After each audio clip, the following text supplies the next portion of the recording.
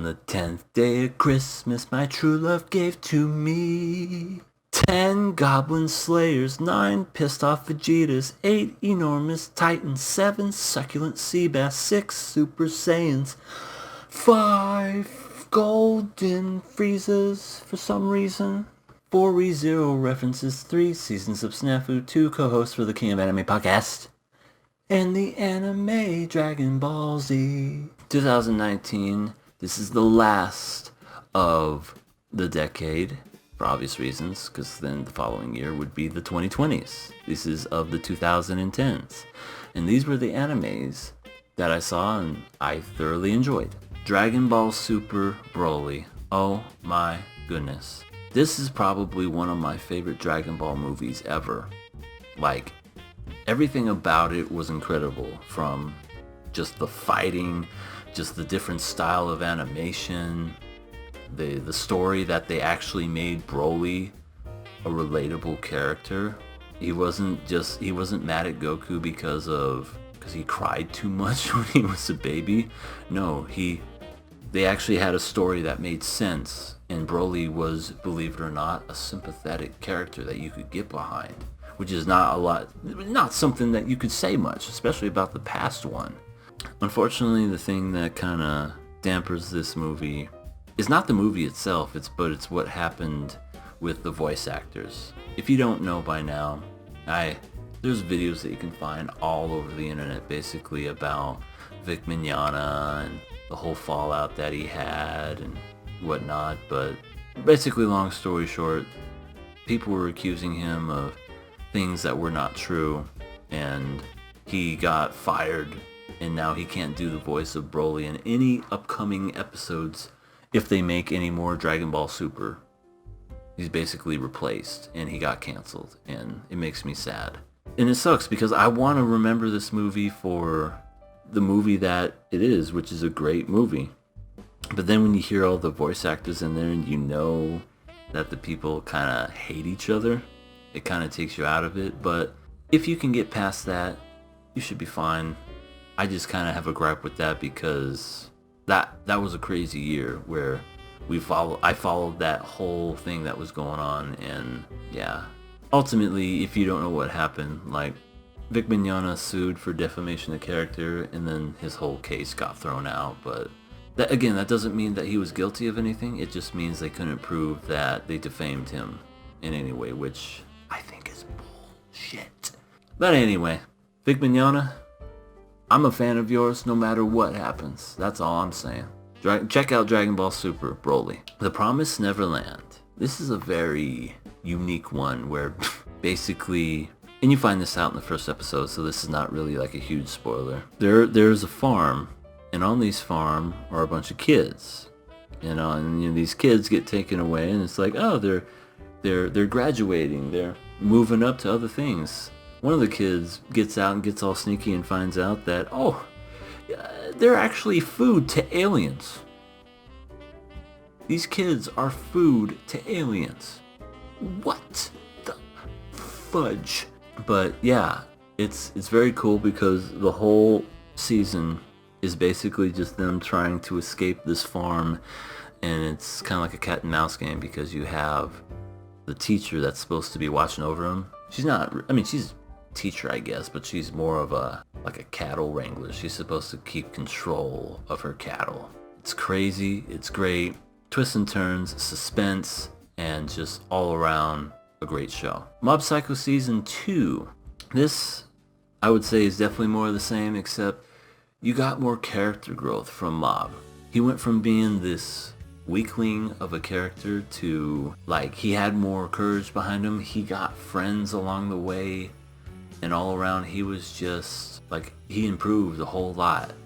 He doesn't go Mob Psycho 100 as much as he used to because he learns to kind of control his anger, and he doesn't lose it as much as he used to. This was a much needed, this was a sequel that was a really, really good sequel, and if they ever make a third one, which I hope they do, I'll watch the hell out of that. Love it. The Rising of the Shield Hero. The Rising of the Shield Hero was one that I watched for King of Anime podcast. I probably would have watched it on my own, but I probably would have given up on it earlier had I not stuck with it. because there was a couple of parts in there that really wanted me to lose my mind. Full ollies. But when it got to the part in the show that was leading up to what I was hoping it would lead up to, it was fantastic. I loved it. I enjoyed the characters. I enjoyed the main character. I enjoyed the build. It could have cut out some parts to make it shorter and maybe the story more not dragged out, but I enjoyed it. It was really super fun. I'm really looking forward to the second season. Can't wait. Kakiguri XX, or Season 2. More of the messed up games, more of the crazy stuff, more of the faces, more of the same stuff. Love it. Attack on Titan Season 3 Part 2.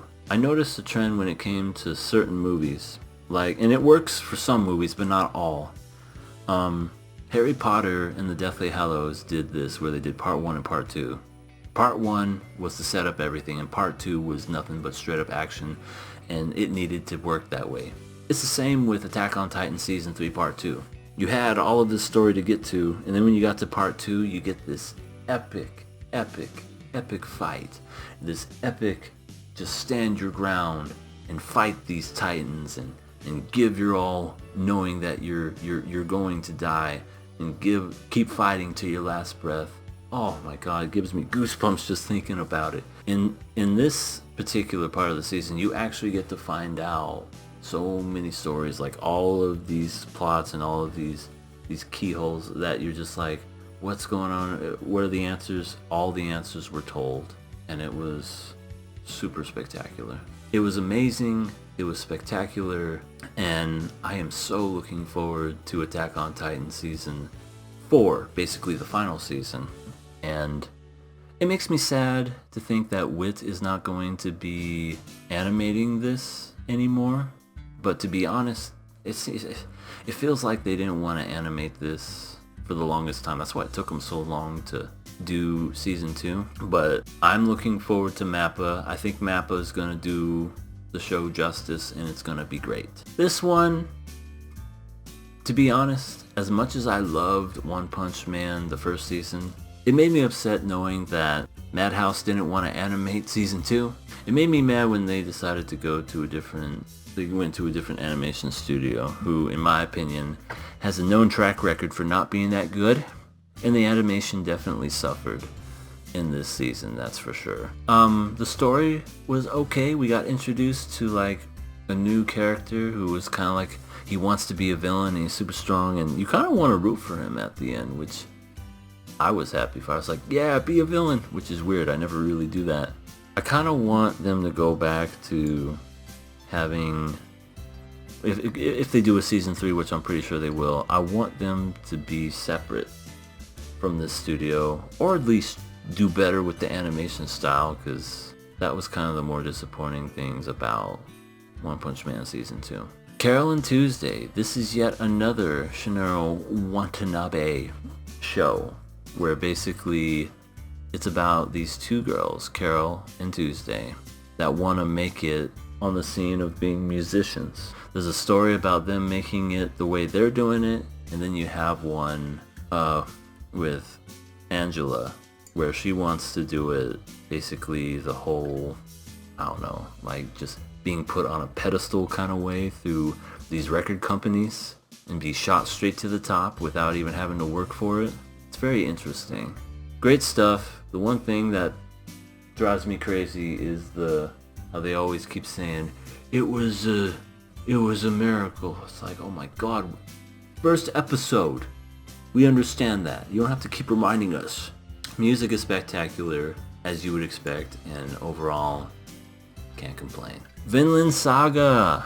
Oh, Vinland Saga. Vikings, and killing and bloodiness and great stories and character development. What more could you ask for? I loved Vinland Saga. I cannot wait for the second season. That's really all I can say about it. Check it out. Konosuba, Legend of Crimson. This is a movie. This is basically Konosuba's best animated movie, or animation as far as anything, and it had to take place in a movie. Movie's pretty much what you would expect. Definitely check it out. My Hero Academia Season 4. This is probably the weakest of all the seasons, but I loved the arc that it started in at the beginning where they were trying to get that girl back, but then the second half is just kind of filler and like nice stuff.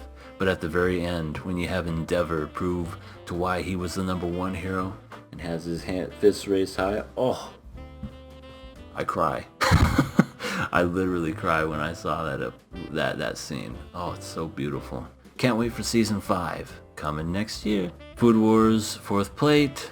You know the drill. More of the same. My Hero Academia Heroes Rising. Another movie that takes place, I forget what part it takes place in, but it's like during winter break or summer break or something. And it's just more of the same.